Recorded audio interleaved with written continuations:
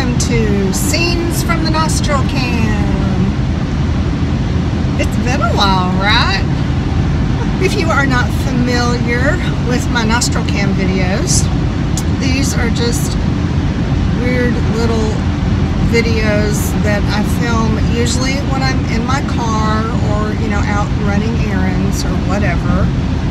They are nothing but total stream of consciousness, makes no sense, whatever pops into my head.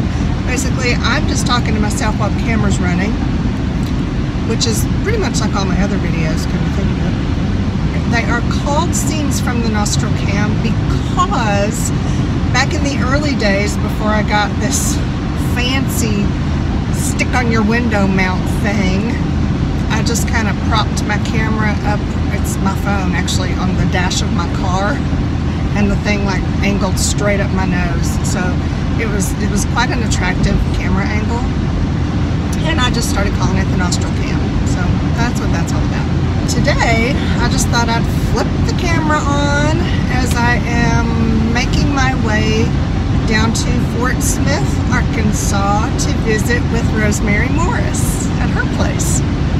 I was just thinking earlier today, every time I say Rosemary's name, as soon as Rosemary comes out, the next word that wants to come out instead of Morris is Fleener. That's because I know someone else named Rosemary Fleener. And we were friends, so we still are, you know, virtually. But like way back in the early days of rubber stamping, and you know, from like about the early 90s to mid 2000s, you know, rubber stamping was the big thing, and we were all in that deal online, and there was no social media yet. That had not yet been invented, so we hung out on, where did we hang out? Prodigy and IRC chat rooms, the prehistoric Facebook group. That's what IRC was. But anyway, got to know her there, and then when I think about Rosemary Fleener, I can't help but think of the first time I actually met her in person. Because back then we used to go to a lot of rubber stamping conventions. They had a lot of them all over the country pretty regularly, and they were kind of big deals back then. And there were a couple pretty close to me that I went to regularly, but there was one that was in Massachusetts, and there were a couple of our mutual friends in our little rubber stamping world were going to get married at that convention. And they met through in the rubber stamping community online, so you know, it was just kind of fitting that that's where they would get married. So a bunch of us traveled outside our normal little areas up to the Boston area to attend the wedding and the convention up there. So I went up there, I traveled up there for that one, and I was going to be roommates with Rosemary Fleener and Laura Atkinson and Laura's mom Sharon. Never met any of them, just talked to them online. You know, felt like I knew them fairly well because we talked quite a bit online. So, you know, I wasn't concerned that I was going to meet some really weird creepers or anything. That was not an issue at all. But still, it's kind of strange to spend the weekend with three people you have never met before in your life. And you're sharing a hotel room, and there's two beds, and you know you're going to be sleeping with one of them, right? Right. I get there, I met them. Of course, they're all great. Loved them immediately. Still do. And that night, we were settling in, going to bed. Of course, Laura and her mom shared one of the two beds in the hotel room, and it's me and Rosemary in the other. Yeah, okay. I thought, no big deal. It's a queen size bed. I can do this. We've never met before, but I like her. She's great. Get along fine. No big deal. So we're laying there. It's really quiet, you know. We're kind of winding down. Everybody's starting to doze off. It's really quiet, and then I start to panic because I'm thinking, okay, I'm used to sleeping in a king-size bed with Jason. This one's a queen size. It's a little smaller. I kind of sprawl. What if I like fling an arm out and touch something I'm not supposed to? You know, what if I accidentally grab something inappropriate during the night? I would just be mortified. And I'm like working myself into a panic over this whole scenario that's really not likely to happen. But I'm just sitting there thinking, oh my God, I don't want to make her uncomfortable. I don't want to be uncomfortable. But now the uncomfort is already already there and I just can't stand it and I'm starting to panic. What am I going to do? I don't even know. There's so much tension in the air and it's really quiet and they're probably all like already almost asleep, and here I am working myself into a full panic attack. What am I going to do? What am I going to do? And then I just said, Rosemary? She said, yeah. And I said, I'm not wearing any underwear. And that succeeded in breaking the tension. So we all kind of busted out laughing.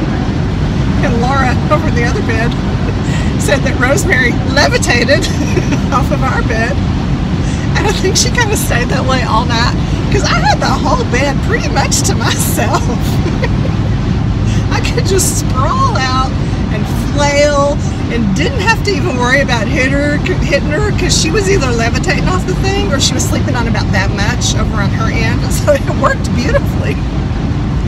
So there's your tip on how to break the tension if you find yourself sleeping with strangers, which back then I often did. Slept with a lot of them and have some really crazy roommate stories from that time. It was a lot of fun, but yeah, I had no qualms about just rooming with people I've never met before in my life. I actually would probably still do it again. I don't know what it is, but never had a bad experience, just some really hilarious ones. Okay, now was I actually going commando that night, or was I just funning her? Didn't fess up then, I'm not gonna fess up now. Oh, fun times, fun times. So yeah, every time I say Rosemary Morris, I think of Rosemary Fleener. I just totally outed her on YouTube. I probably should have checked with her before I shared that story, but I've always been more of a ask forgiveness rather than permission kind of gal. So, we'll see. Okay, we're coming up on the tunnel that's between Fayetteville and Fort Smith. And I have to prove to Jason that I put my hand on the ceiling as I drive through the tunnel, because he said this is required when you drive through a tunnel. I wouldn't know because I grew up in North Texas. You know, I lived there for 35 years. We didn't have tunnels.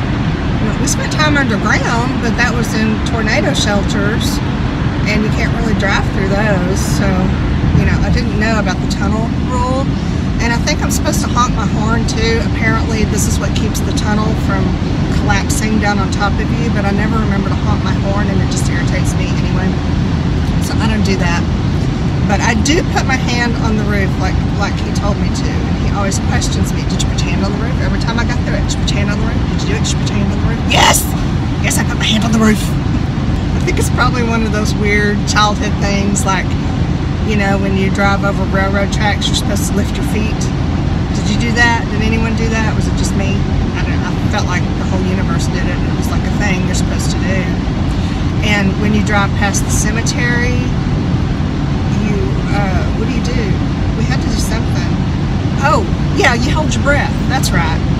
When you're driving past the cemetery, you hold your breath till you get to the other side, and then you can breathe again. I don't know why we had to do that. I'm sure it's some, you know, old wives' tale or something had to do with it. But or just a weird way to pass time in the car in the 60s and 70s because there was nothing else to do. We didn't have any electronic devices to keep us entertained. So there